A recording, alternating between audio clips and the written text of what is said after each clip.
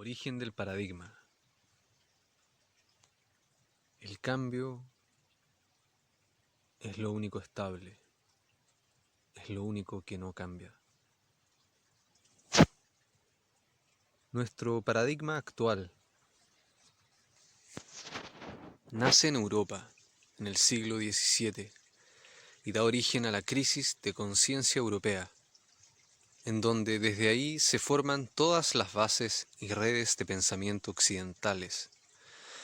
hoy también globales, que hasta hoy rigen nuestra realidad y que dan forma a la red que hoy se distribuye a través de todos los centros de conocimiento a lo largo del mundo, colegios, escuelas y universidades, así como de diferentes cátedras de diferentes ramas del conocimiento, y que a su vez componen la visión hegemónica del mundo y distribuyen desde ahí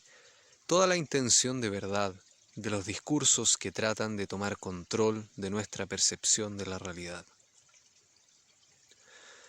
Discursos que al poseer una intención de verdad persiguen una intención de poder y control sobre la forma en que vemos el mundo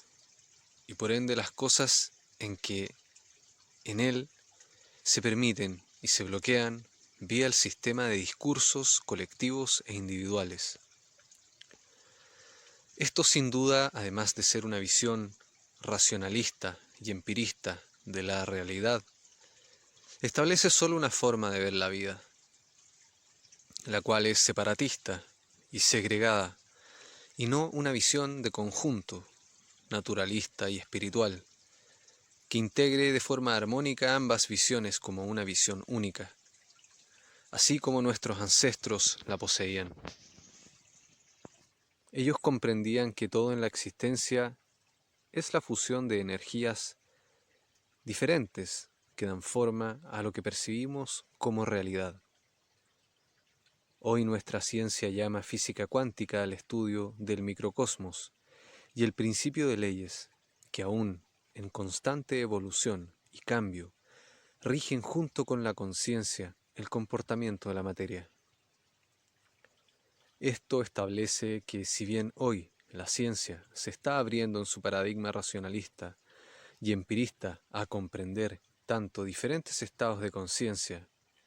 así como su relación con diferentes estados del universo, como un estado único en donde es el observador, nuestra conciencia, quien determina tanto los estados puros de la materia como sus diferentes niveles dimensionales, tanto macro y microcosmos. Es en todo este proceso que sufre una renovación la forma de concebir el mundo de la mano del método científico y la conquista de la razón. Cambios desde la visión geocentrista a la heliocentrista,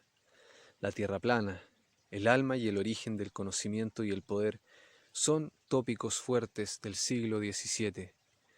abriendo camino a la Ilustración en el siglo XVIII, de la mano del racionalismo. Fue el siglo del cambio de paradigma y a su vez el origen de la construcción del paradigma madre actual. Desde Copérnico, Galileo, Descartes, Kepler y Bacon se comienza a establecer un discurso científico que comienza a dar forma a un entramado intelectual sobre la construcción del mundo que hasta nuestros días hace del sistema vigente una visión única y hegemónica en todas sus áreas del conocimiento. Un conocimiento fragmentado y desarticulado, hiperespecializado y desconectado totalmente de la naturaleza propia del universo y su conexión con nosotros como un ser único y no fragmentado como ha propuesto el modelo de pensamiento vigente. Sentó únicamente sus bases en la razón y creó un complejo sistema intelectual basado en una visión del conocimiento únicamente racionalista y empirista. Entretejió una red compleja de conocimientos y metamodelos teóricos que constituyeron el origen de otros paradigmas que sustentan al paradigma madre y que han dado como resultado la arquitectura base de nuestra visión de la realidad, y sobre todo de nuestra sociedad actual en todo su conjunto y en todo el mundo como cultura globalizada. Es a René Descartes, el cual le debemos nuestra filosofía moderna, nuestra arquitectura mental. Él es el padre de nuestra realidad. De él proviene la famosa frase cogito ergo sum, pienso luego existo. Él es, además, el ideólogo del racionalismo y gran constructor del método científico en conjunto con Galileo y Kepler. El racionalismo, formulado formalmente por René Descartes en el siglo XVII en su libro El discurso del método y reglas para la dirección de la mente, postulaba a la razón como la fuente de todo conocimiento. Mantenía que sólo por medio de la razón se podían descubrir ciertas verdades universales, evidentes en sí, de las que es posible deducir el resto de contenidos de la filosofía y de las ciencias. Es decir, una vez iniciado el proceso de observación, en la mente se establece un marco teórico que da un puente lógico a la realidad, que una vez traspasado el mundo empírico de los sentidos y la experiencia, de la cual además es replicable, se establece que dicha reflexión, nacida de la observación, contiene en sí mismo una verdad universal, aplicable y replicable. Esto, si bien conduce a un ordenamiento lógico y sistémico del conocimiento y sobre el cual se permite la construcción y avance tecnológico actual, también sesga y limita lo que se define como verdadero, ya que no todas las verdades provienen de un marco lógico y empírico. En su defecto, la mayor verdad se establece en el mundo del vacío, el akasha, de la imaginación, del ser que imagina la realidad para luego vivirla. Y esto expuesto a una mente entrenada para percibir la realidad de una forma empírica y racionalista, sin duda sonará a locura, sin sentido, incoherente e incluso a la generación de risa, como un sistema de defensa del paradigma interno. Esto es natural y coherente si se piensa que la realidad con la que convivimos en el mundo contemporáneo ha sentado sus bases en un marco teórico racionalista y empirista, basados en la lógica de la ciencia y en el uso limitado de los 5 sentidos. Por ende, todo lo que sale de este sistema de conocimientos es considerado el campo de la locura, la imaginación subjetiva y carente de valor puro como verdadero. También establece un dualismo sustancial entre alma y cuerpo, radicalizando su posición al hecho de considerar al animal como un ser con alma, ya que según el inicial discurso del paradigma vigente, los animales son máquinas desprovistas de alma. Al igual que en su momento, fueron consideradas las mujeres y los humanos de piel oscura. Esto permitió que posteriormente, con el advenimiento de un sistema de pensamiento económico neoliberalista, tanto los animales, las mujeres y los humanos de piel oscura fueran considerados como objetos de propiedad del hombre blanco y por ende utilizados como elementos de un intercambio despiadado, violento y con fines netamente económicos para solo un grupo de seres humanos con poder de esa época, siendo llamados materias primas, objetos, y poniendo sobre ellos palabras que a través del lenguaje fueron legitimando en la sociedad su esclavitud y violencia social permitida como algo propio de la naturaleza y el desarrollo social. No es sino gracias a un sinnúmero de revoluciones y hombres y mujeres de gran valentía que durante los siglos han dado su vida para liberarnos de la virtual red de esclavitud que han generado unos pocos hombres blancos sobre el conocimiento, que esto ha ido cambiando. Sin embargo, aún queda un enorme trabajo de liberación, especialmente sobre la mujer y los animales, y puntualmente esta liberación se produce en el correcto uso del lenguaje cotidiano. En aquella época también se establece que la razón es única, pues es la luz que hace posible el conocimiento que produce la ciencia como sabiduría. Incluso postula que sólo y únicamente la razón puede entregarnos algún conocimiento real, diciendo que no podemos fiarnos incluso de nuestros sentidos. Y en ese punto se sirve de Platón, quien decía que la razón solo puede proporcionar el conocimiento seguro. Hay una línea filosófica virtual que crece desde Sócrates y Platón y que pasa por San Agustín antes de llegar a Descartes. Todos estos filósofos eran racionalistas, tenían algunas diferencias, pero su fundamento era el racionalismo como fuente de conocimiento puro, independiente si tenían una visión más idealista o materialista de la vida.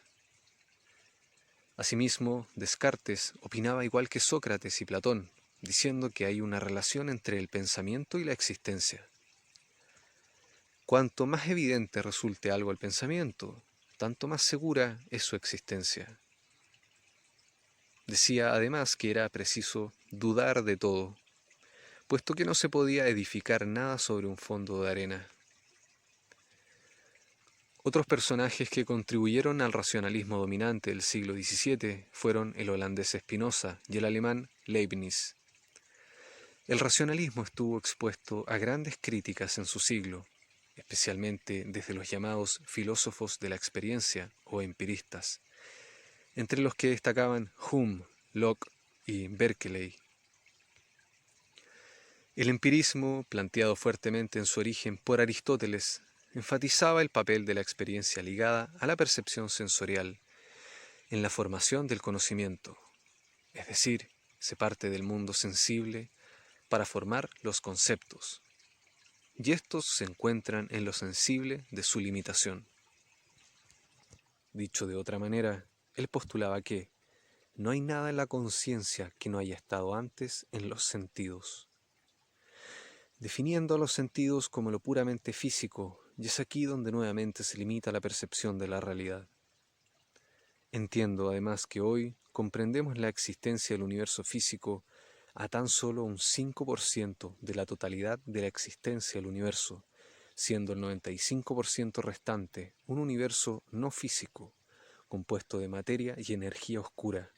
el cual da origen y sentido al 5% visible y percibible como universo físico.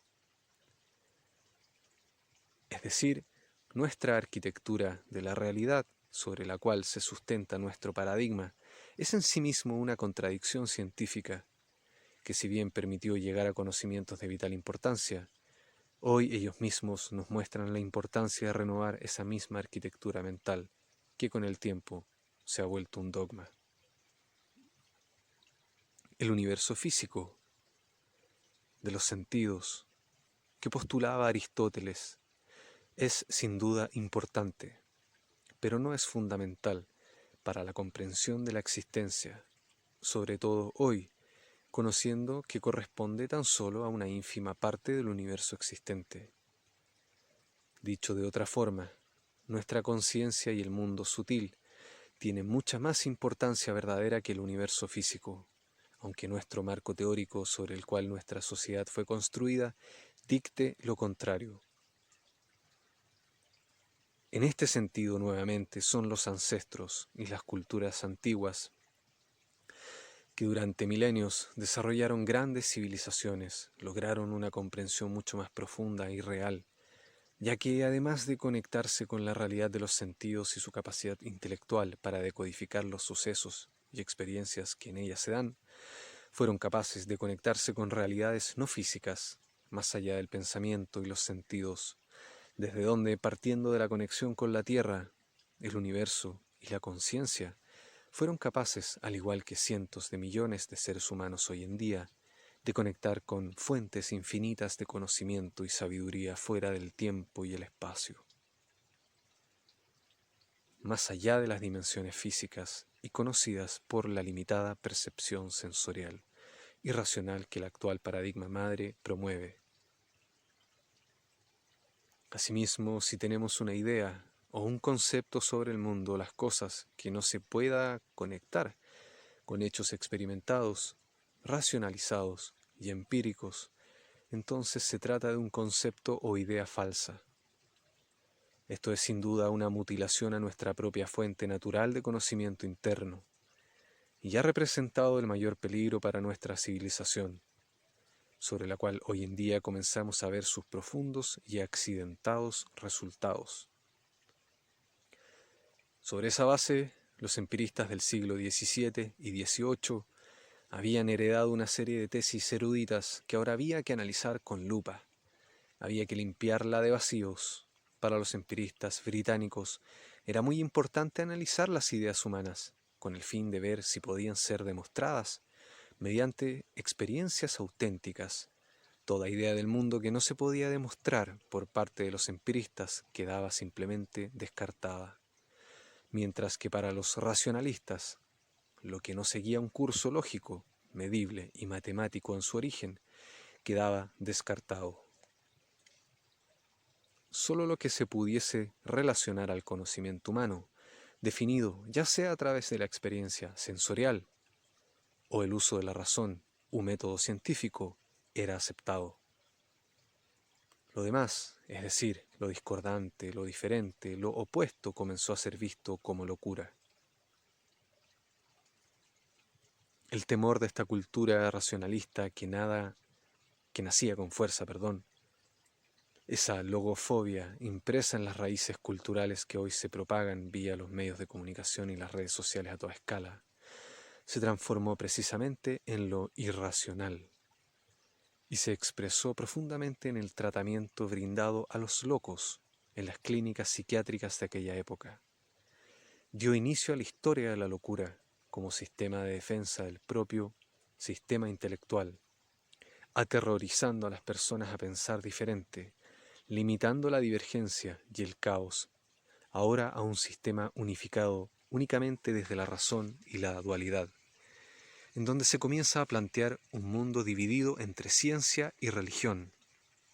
y asimismo comenzando a sacrificar y cerrar las puertas para todo el mundo occidental, y para todo el mundo, a una inmensa y vasta red de conocimiento milenario como la alquimia, el esoterismo, la teosofía, la metafísica, astrología, cosmología, espiritualidad ancestral milenaria, chamanismo, conexión animal, con la tierra y con las estrellas, magia blanca, así como con todo arte ancestral de las ciencias ocultas y todo lo relacionado al mundo de lo sutil.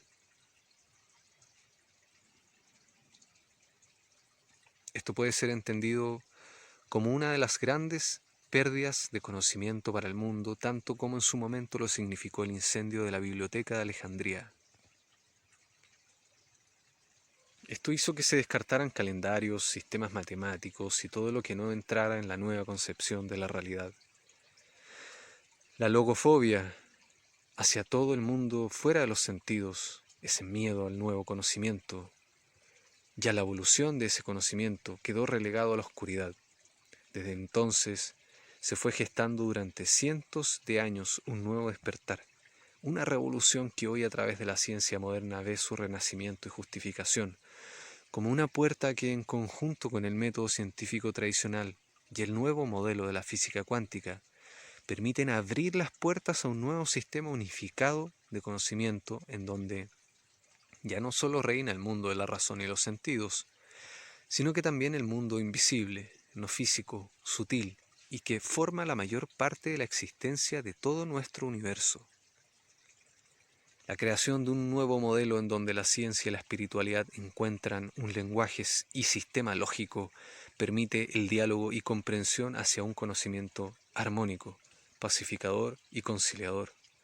Se vuelve hoy la gran necesidad para nuestra civilización, ya que en este nuevo marco expansivo y sin límites, en donde el caos y la entropía conviven en armonía, permite que la dualidad se entienda como un ser único y que desde donde la percepción de la realidad no solo es comprensible desde el mundo limitado de los sentidos y la razón, sino que además forman parte de un mundo eterno, sin tiempo, ilimitado y más allá de nuestros limitados 5 sentidos físicos. Esta revolución de conciencia necesaria nos permite comprender una unidad en todo lo existente, aceptando que todo es un único gran ser viviente y consciente, en donde hombre y mujer, como humanos, son un mismo ser, en donde la Tierra no nos pertenece, sino que nosotros le pertenecemos a ella, y en donde el universo y sus estrellas,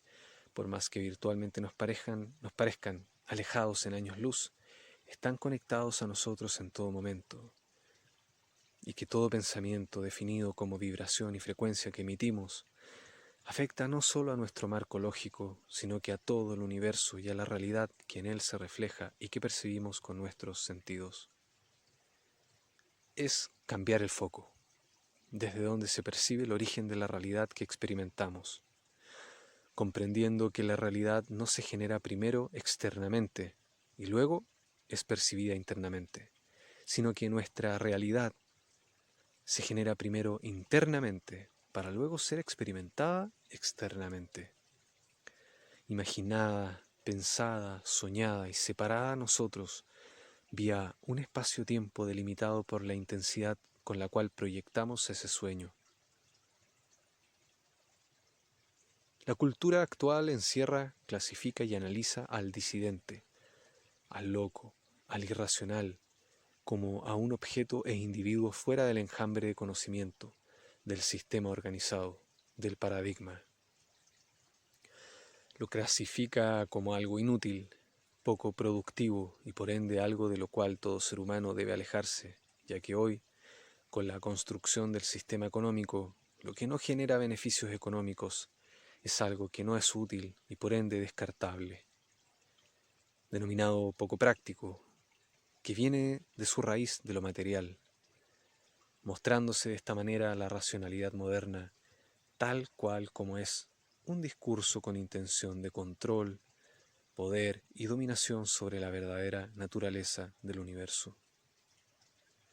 Desde el siglo XVII en adelante, pasando por el Renacimiento y a partir del siglo XIX, las cosas ocurrieron de un modo muy distinto a todo lo anteriormente conocido en la historia del hombre. Se progresa en términos de conocimientos, como nunca antes. La velocidad y la intensidad de los cambios comienza a construir una máquina que en su momento parecía no tener fin. Sin embargo, falló en algo crucial. Definió a la cultura y su sistema económico sobre una base lineal y finita, erróneamente distanciado totalmente de la naturaleza propia de la vida. Toda cultura milenaria desarrolló, a diferencia de la europea dominante,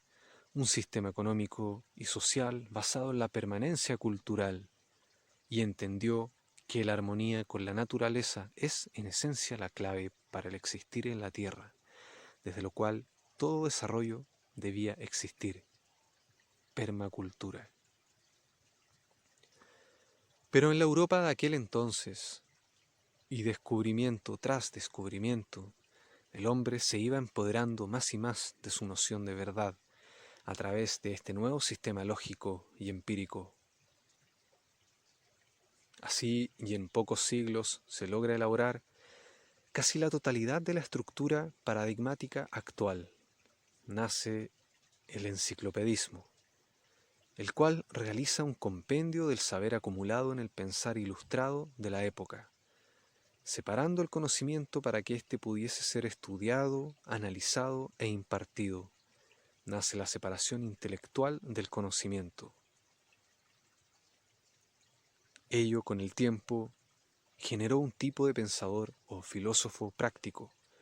es decir, la cuestión filosófica, la búsqueda de verdades, ya no era tan trascendental como si lo comienza a ser el avance en las ciencias, en la observación y en la experiencia. La filosofía pasó de preguntarse ¿quién soy?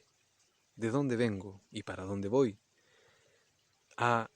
comenzar a edificar un sistema de producción intelectual, racionalista y materialista que impregnó todas las áreas del conocimiento y el quehacer humano.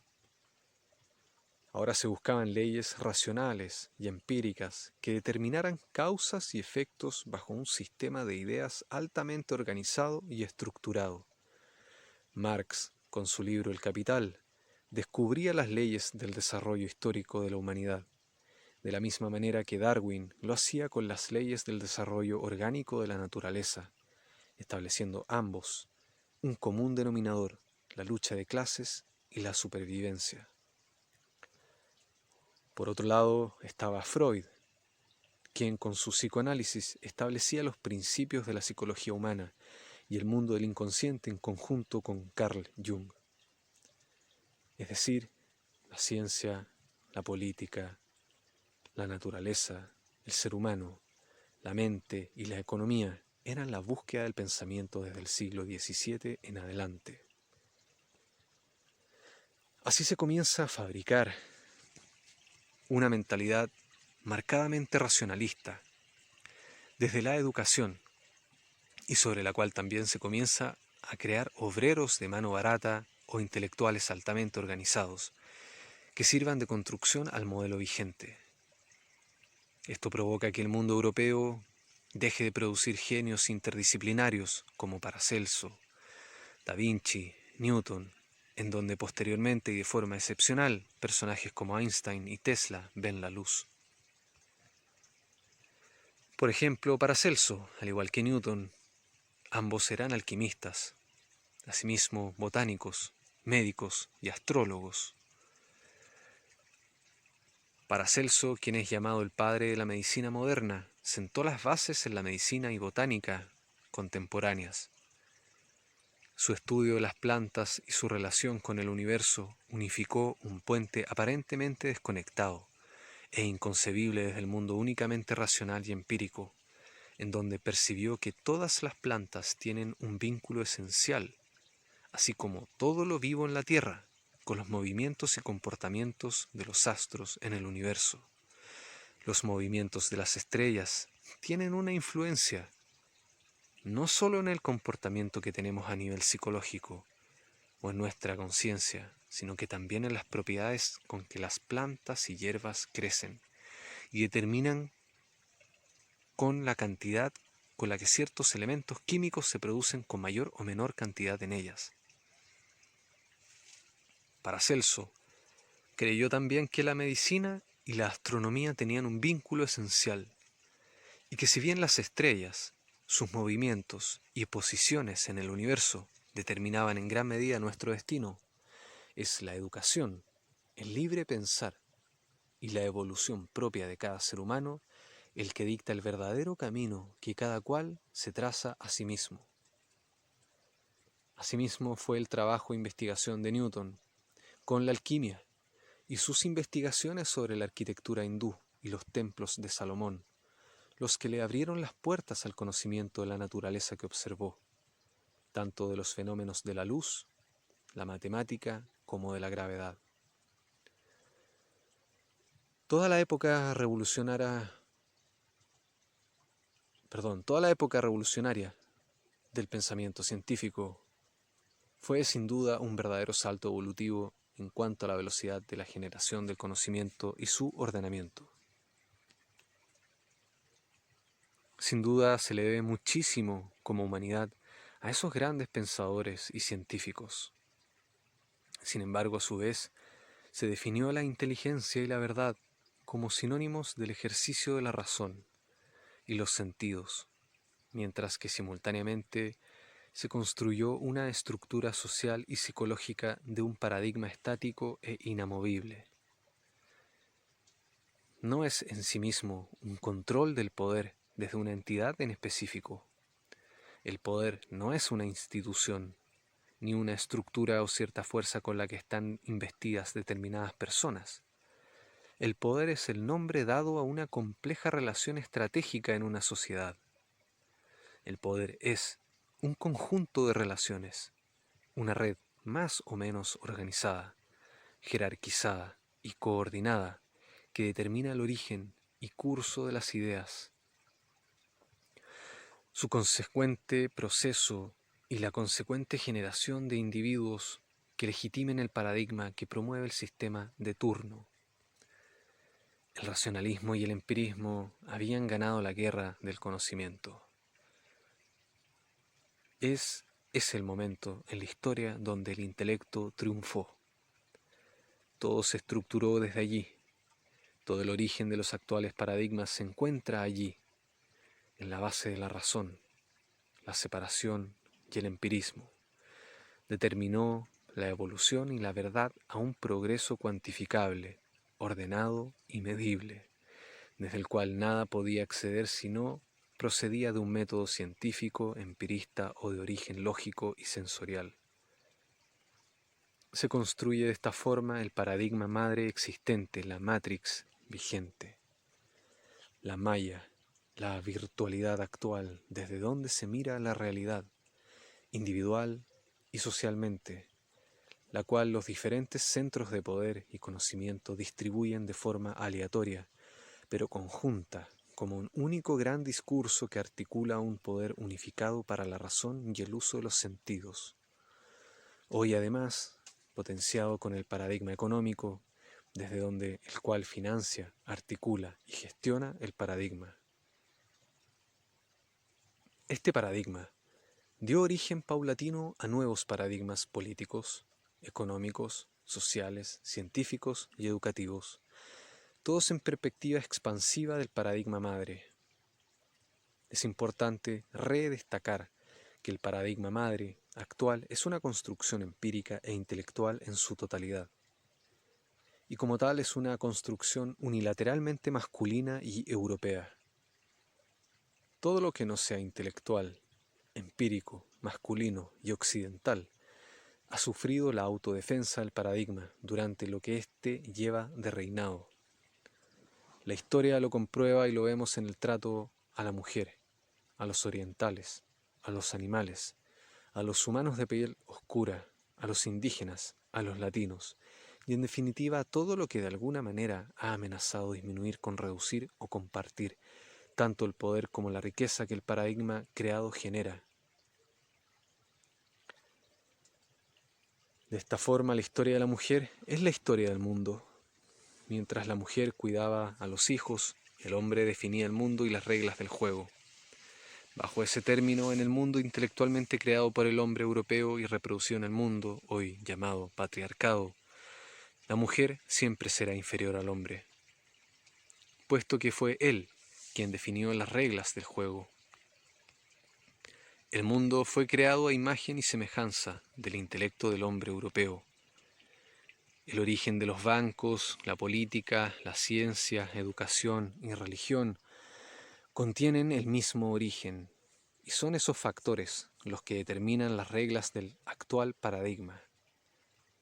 Estar en desacuerdo con cualquiera de estos círculos de poder te separa del sistema. Así como la fuente de conocimiento racional era considerada herejía por parte de la Iglesia en una época por ir en contra de su paradigma, asimismo cualquier fuente de conocimiento alejado del proceso de origen del conocimiento planteado por el racionalismo y el empirismo es considerado una locura, un disparate. El loco de hoy es la evolución del hereje de ayer. Ambos son víctimas de la misma mecánica pero a la inversa, dogmas. Toda la percepción inconsciente y consciente que tenemos del mundo, toda configuración que hacemos de nuestra realidad, es a fin de cuentas el producto de una construcción intelectual por cientos de años de intelectualismo masculino occidental. Y es así que el hombre construyó el mundo a su imagen y semejanza, tal como es el hombre, género, dominante, competitivo y racional. El mundo es un hombre temeroso de perder lo que tiene, y como tal se defiende violentamente para no perder su ilusión de riqueza y de poder. La verdad inmutable de este paradigma madre lineal ha creado un estancamiento evolutivo de la conciencia,